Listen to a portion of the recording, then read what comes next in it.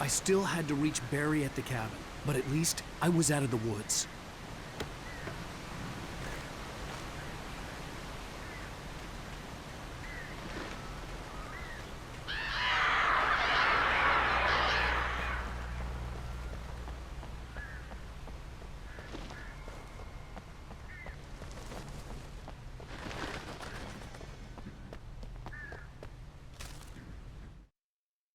The FBI agent's command froze me in place. I considered surrender. It was all falling apart anyway. I could give in, let someone else deal with it, but it felt all wrong. Call it instinct, his posture, the way he held the gun. He was no friend. Shots ringing in my ears, I leaped for the hole in the fence and stumbled into the darkness beyond.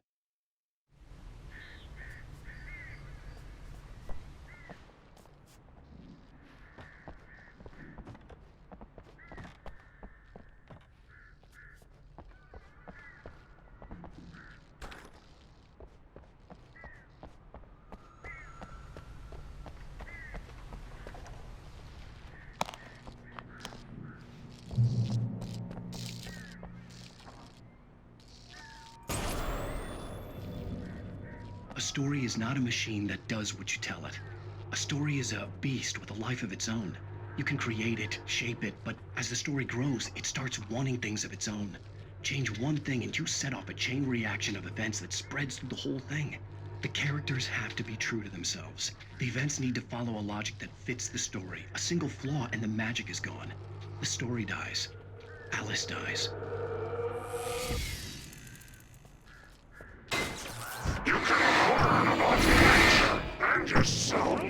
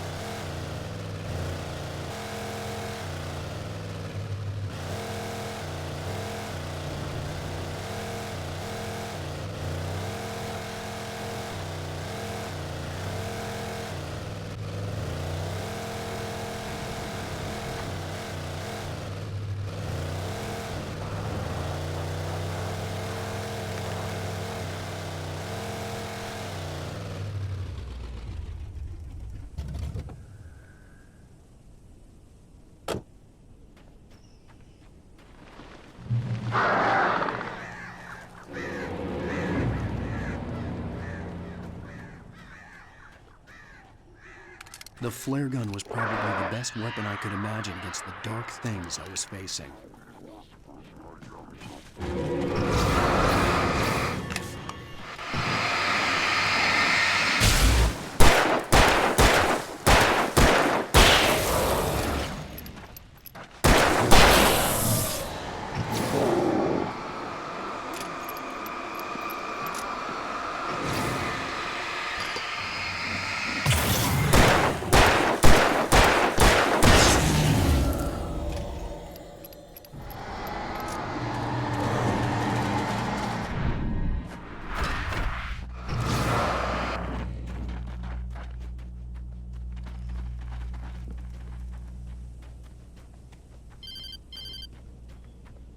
It was the kidnapper.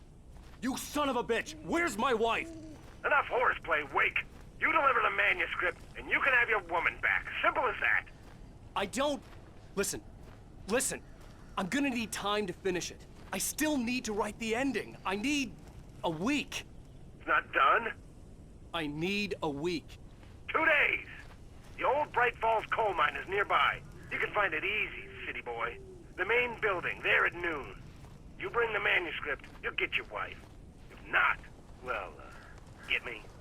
Yes, I get you.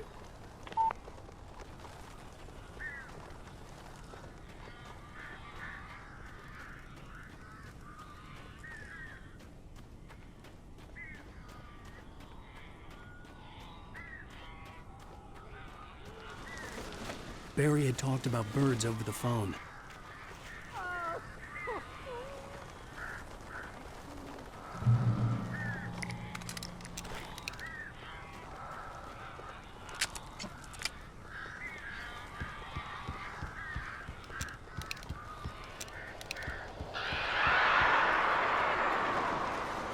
Al! Al, I am so glad you're here. A couple of them got in here before I blocked the chimney. This isn't normal. These birds are weird.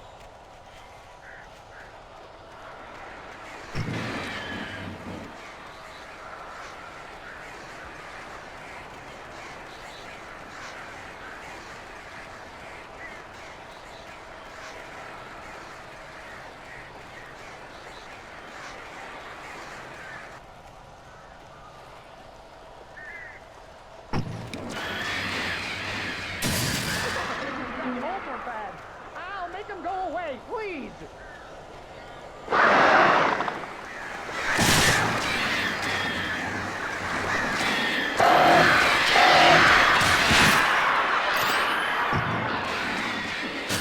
only good thing about this goddamn horrible situation is that I'm not allergic to birds. Ah, shoot! Oh, crap.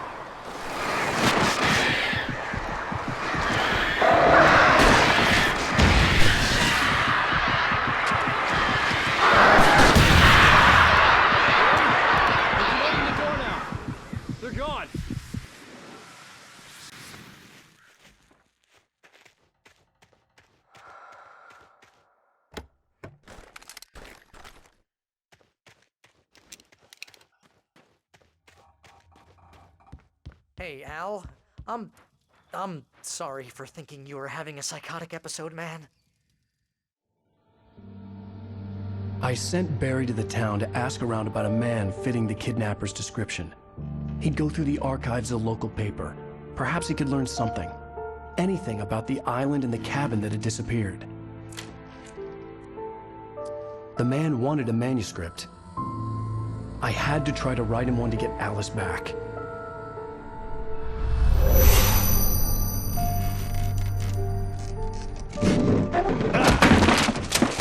For me, the supernatural had always been nothing but a metaphor for the human psyche. a tool to use in writing fiction. Now, it was happening for real, and I couldn't put a single word on paper.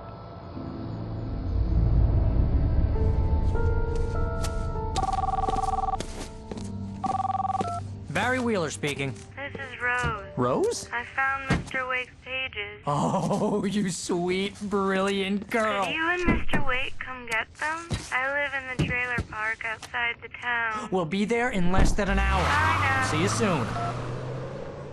Have a great day. Hope you come back soon. Welcome to the old dear diner. Good girl.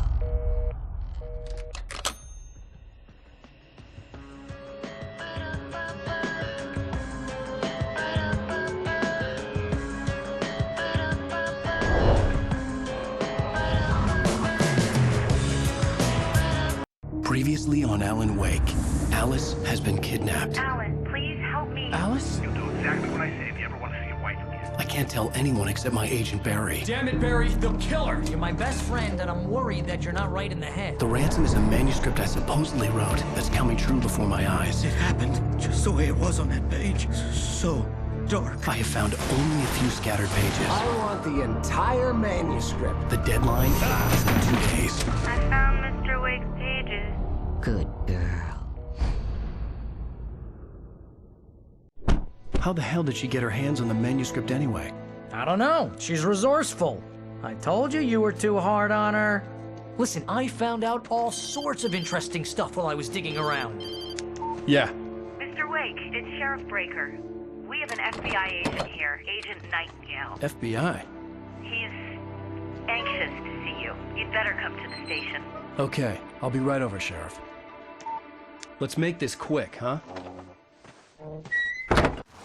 Help you folks? Name's Randolph. I'm the manager. We're looking for Rose. Works as a waitress down at the diner. Rose, sure. Nice girl. Who wants to know? I'm Alan Wake. The writer, huh? I heard on the radio you were visiting. Well, I'll show you her trailer.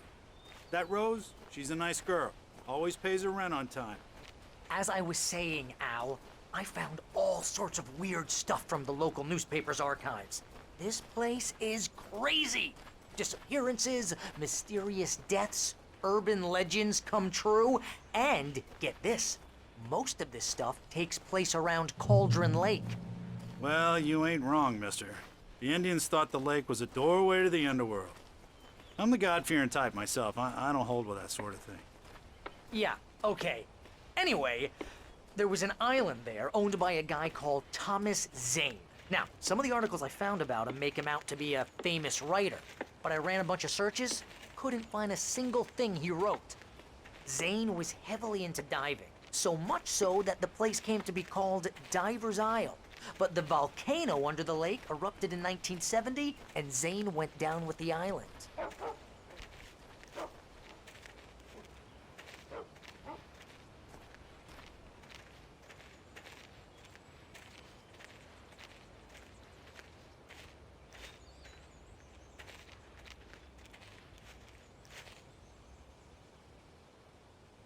It gets better. A local girl, Barbara Jagger, drowned in Cauldron Lake just a week earlier. They were lovers. Sure, Jagger's a local spook story.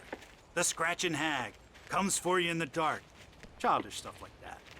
Anyway, Al, I'm just getting to the best part. All of the articles about this stuff were written by Cynthia Weaver. I asked around, and she's that crazy bag lady you met. What, the lamp lady? She can be a little loopy, but she's not homeless or anything. Yeah, anyway, she knew both Jagger and Zane before they both died, and she had some kind of a breakdown.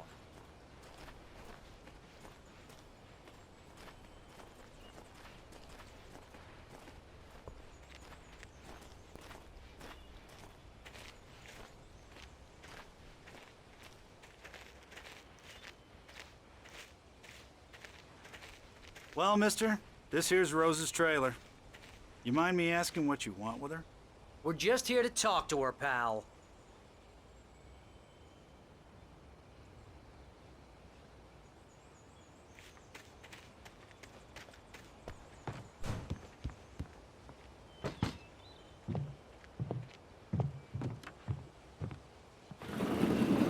Welcome to... Oh dear, Mr. Wake. I'm so glad you're here. Rose, you have my manuscript? Oh. Oh, yes. Yes. Please, come in.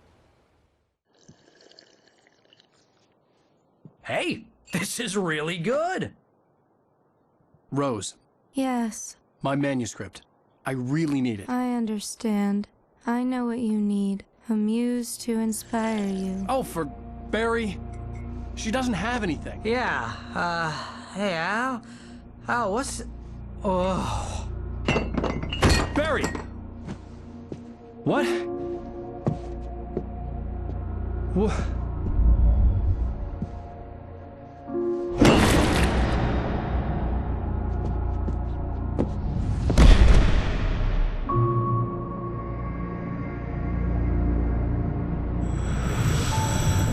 It's coming for you, hiding in my barber's skin. I'm too weak to stop it. You must turn the lights on. I promised I'd come visit you and your lovely wife. You must finish what you started. I insist. You must turn the lights on. Turn the light on. Back to work, boy.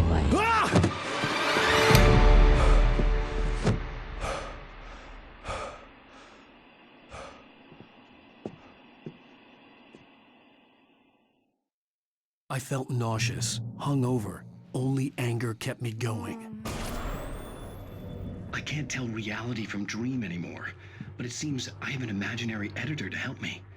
She's an old woman in a funeral dress. I call her Barbara Jagger. She's very strict. I'm writing faster and faster. My manuscript is being heavily revised. The edits are getting very aggressive, and each day there's less of me and more of her. I hate it, but I know she's right. She promises me I can save Alice this way. She knows more of this than I do. About the complex incantation I'm attempting. About this place. She's worked with another writer under similar circumstances, Thomas Zane. The genre of the story seems to be shifting. It's turning into a horror story. I'm getting close. I can feel it.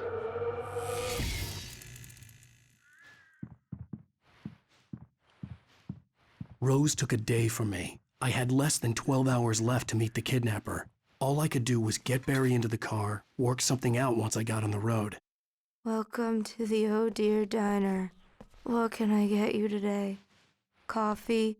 I couldn't work up much hate for Rose. Something had used her to get to me and left its mark.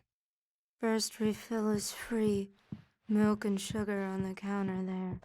Would you like to My get gun some and flashlight were gone. Thank I'd have to you. find a way to get Barry into the car as quickly as possible. There was no time to waste. Mr. Randolph liked Rose. That little smile she had. How she was still sweet when life had tried so hard to make her bitter. It wasn't any of his business what she did in her trailer. But those strangers, the writer and his smart-ass sidekick, looked like trouble. And they'd been in there for hours, way past her normal bedtime. He reached for the phone and called the sheriff's station.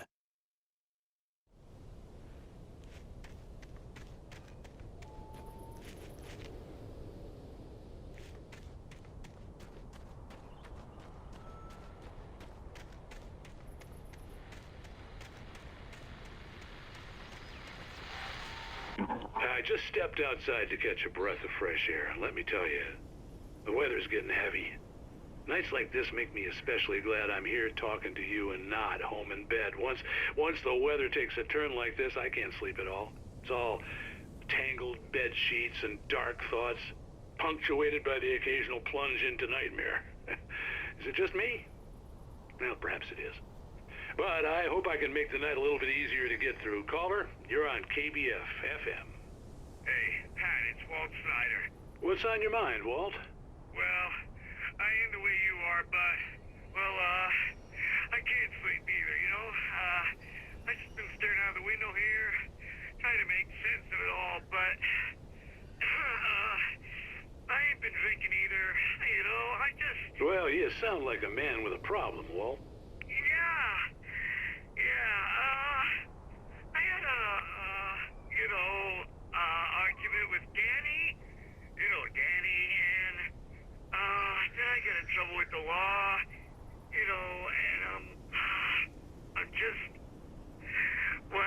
heard something like that, Walt. Yeah. Well, he's, Daddy's my best friend, and, they let me out on bail today. And now I'm just alone here at the window, waiting. Man, and there's something in the air tonight, man. I was just outside looking up at the sky above our broadcast tower thinking the same thing. What are you waiting for, Walt? I don't know. Something's gonna happen. I think I better go. Well, Walt, maybe... No, thanks, Pat.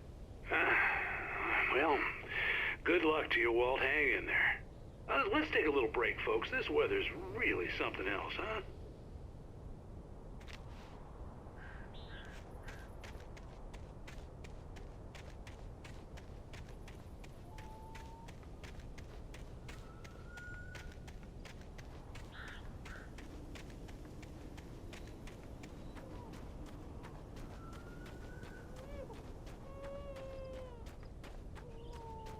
Oh, you're gonna get it now. God knows what you've done to that poor girl. This is Agent Nightingale, FBI! Get him up, Hemingway! You're under arrest! You move a muscle, I'll unload right in your goddamn face! Stay right where you are, Triple A!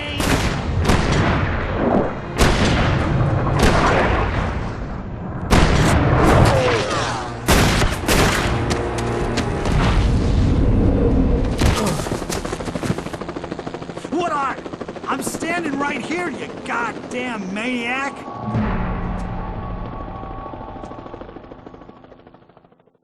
I hated to leave Barry behind, but there was no way I'd miss my appointment with the kidnapper. Give it up, Mr. Wake. Come on. Make it easy on us.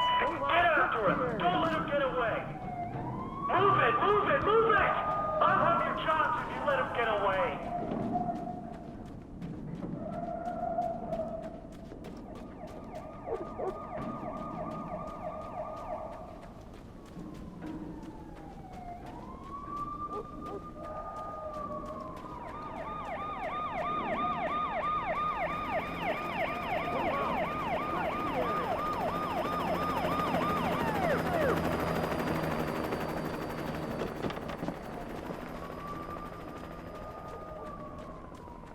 Stop running!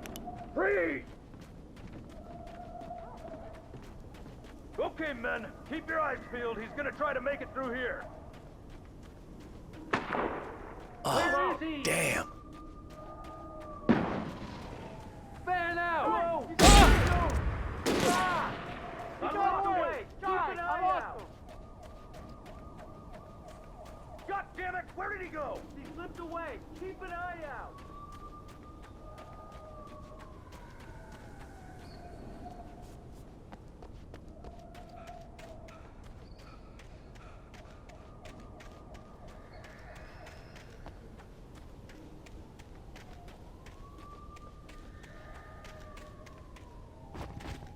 He's gone! Come on, guys!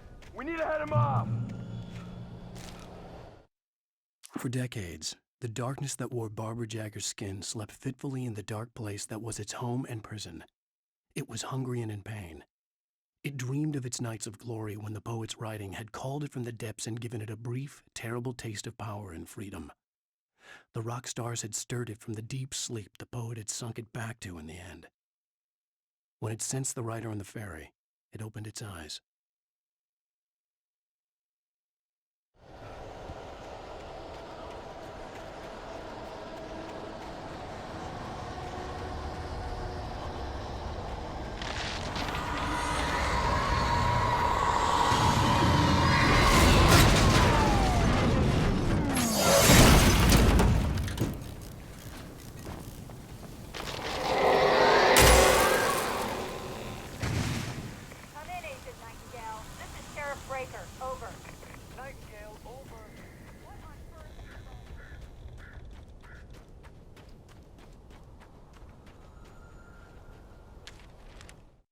Rose didn't know how the strange old lady got in her trailer, and she looked wrong somehow. The woman showed her teeth in an approximation of a smile and traced a finger down Rose's cheek. "Pretty girl," she said. Rose felt as if she was falling asleep, but her knees didn't buckle. The crone spoke in a whisper, her words ice cold and dark in Rose's ear.